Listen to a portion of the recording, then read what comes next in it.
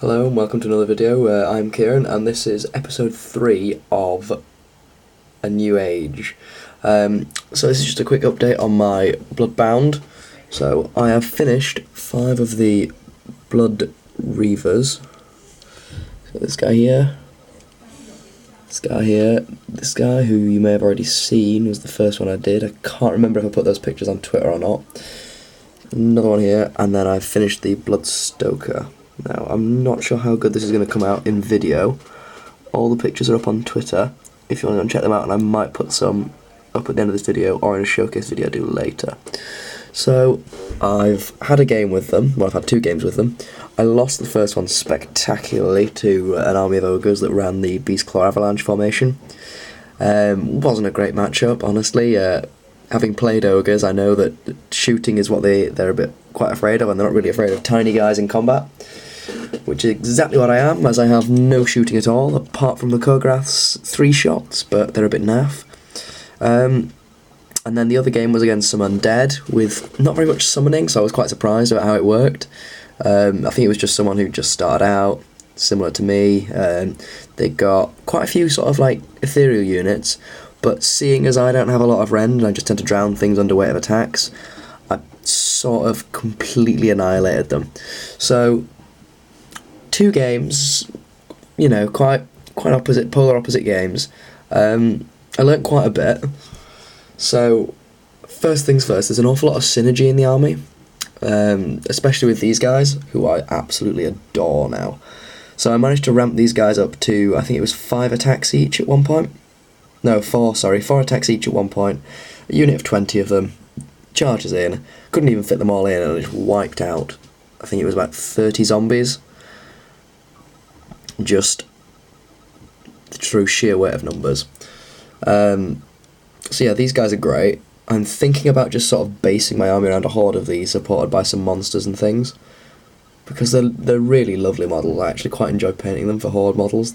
They're very detailed, and although the Blood Warriors, I think these guys at the back that I've just started doing now, are really wonderful models, they didn't strike me as being overly useful.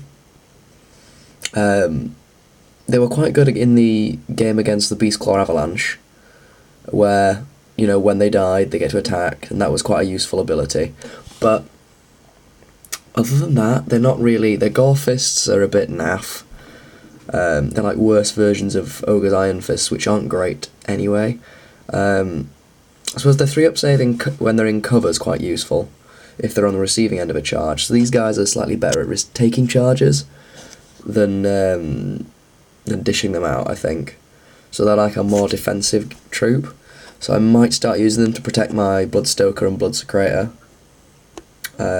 These guys, however, are absolute beasts on the charge. And then this guy, who I thought I'd start off and paint and get finished because he was my least favourite hero of the box, I actually really quite like now.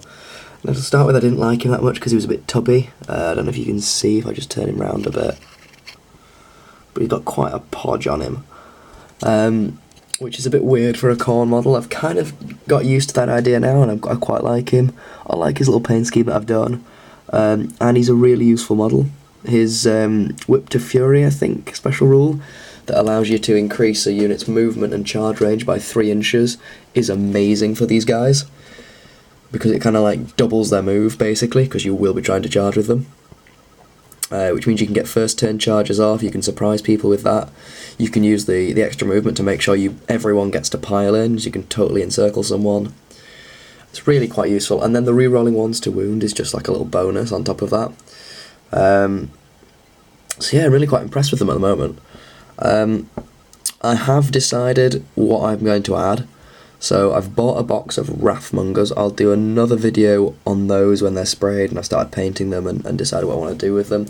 But as you can see on this guy here, if it just focuses, and on this guy's head here, where there's like slightly more demonic bits, I'm doing them in a red and then trying to blend it in with their flesh.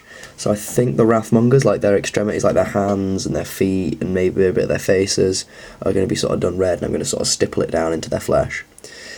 Just to make them, because everyone's mortal, because they've all got the mortal keyword and they're all mortal Khorne units, but these guys are sort of slightly closer to to being demonic than these guys are.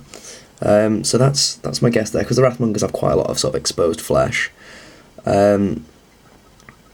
I've also picked up another starter set with all, but this time it's a full starter set, so I've got all the Stormcast in it as well. This will give me all the wall scrolls and the rules and all the backstory and things, but also I've got quite a lot of spares from the Wrathmonger kit to make Skull Reapers with. Now I don't really like the Skull Reaper heads, so I'm going to convert some of the Stormcast up using bits from those, a bit of green stuff, and seeing if I could sort of create some Skull Reapers out of, is it the Retributors? Are they the smallest sort of like Stormcast? I've got a plan for the Dracoth, but I'm not going to show you guys that until I'm like 90% sure it's going to work, and I've got it all sort of drawn out and I know what I'm doing with it. So yeah, that's kind of an update on the army really. So 50-50 win ratio so far. It's going well. The Wrathmongers are really quite cool. They worked well against the Beastclaw Avalanche because they managed to kill the Stonehorn by dying. So one of them died, the Stonehorn attacked itself, beat itself to within having one wound left, and then the Wrathmongers finished it off, which worked quite well. So yeah, really impressed with them, with how they are. They're a lot more complicated as an army than I thought they'd be. They're not sort of just run forward, stab things, win. Everything's got to kind of be in the right place, which is why I'm still not sure quite what these guys' position is yet. I mean, they're bound to have some niche to fill. It's just working out what. I'm going to try them as like a counter charge or a sort of a secondary layer behind these guys for when these guys run out.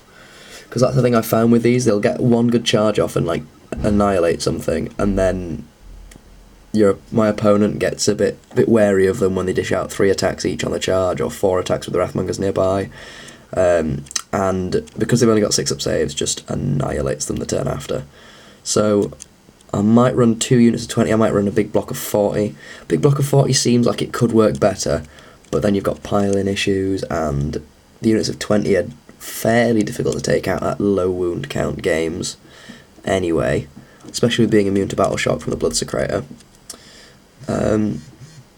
I'll do a sort of a tactics video at a later date, I think, when I've got some more games under my belt and I know how to use everything. But this is just another quick update on what I've got so far. So yeah, only 5 fully painted models. I hope next week to have at least 6 with the Stoker, to have at least doubled this. I've got another 5 Blood Reavers just sat here that have just had their skin coats done. So that's the majority of the model sorted. And then obviously I've got these 2 guys that I've sort of started on the plating and the bone. I hope these guys tie in well with the rest of the army, that's my only worry. Because everyone else is going to have a lot of skin on show, whereas these guys aren't. But I think if I can get enough bone on them and enough sort of red panelling on the rest of the army, like on this guy's shoulders, here and here, we might be alright to get them all tied in. So yeah, that's kind of it. Leave a comment if you've got any advice for me or anything you think I should get next. I am low on funds for the next couple of weeks because of my sort of like spree of purchases, so if you suggest anything, I won't be able to get it within the next 2 weeks, but maybe the week after I might be able to pick it up if I agree with you and like the models and want to sort that out. Although please don't suggest a Bloodthirster just yet. I do want to sort of get my ground covered before I invest massive. I'm going to get one at some point, but that will be towards the end of this series, I think. I'm not keen on the Scarbrand model as compared to the regular Bloodthirster model, but I know he's a beast, and I probably will end up getting him as well at some point.